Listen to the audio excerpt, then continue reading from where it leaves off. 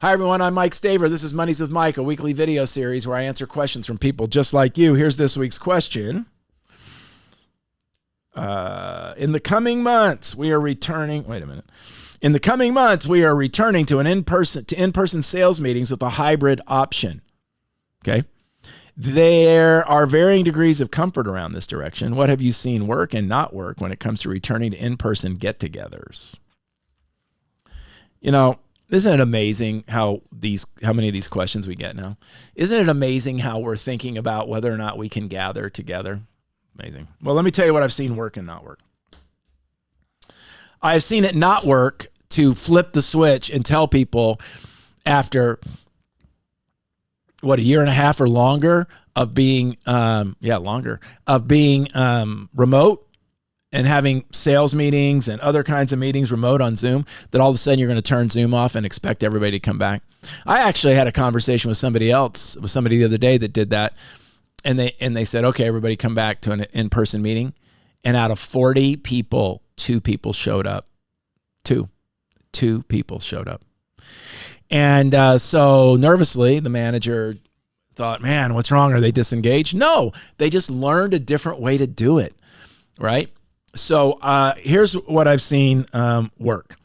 I've seen hybrid work. People are afraid, well, if you make a hybrid option, then nobody will come. Maybe that's true. And if that's true, that's good market data for you.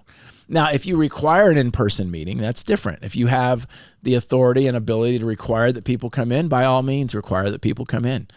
But I've seen it not work to require everybody, to flip off the remote option and only have them come in. People just don't, unless it's required. The remote option is getting less and less engaging, especially the long meetings. If you're going to have a hybrid or if you're going to have a remote meeting, though, you need to start requiring that people turn on their cameras. And those requirements, I think, need to happen. You wouldn't go into a live meeting with a bag over your head. Why would you be in a remote meeting with your video off? That's just ridiculous.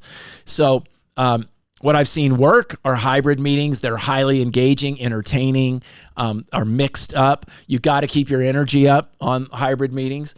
You've got to get the technology right in a hybrid meeting. Whatever you're doing live, you've got to set up a good camera. You got to have lights good, like here in the studio. You've got to have good sound. You've got to have the right definition in your cameras so that it doesn't feel like you're in a tunnel. Otherwise, people will not. So what works is doing both. What works is if you have to require it. What works is good sound, light, and camera. What works is making sure the energy's good and that there's a ton of value. And what works is interviewing your customers and constituents about why they're not coming back live if you have difficulty having live meetings.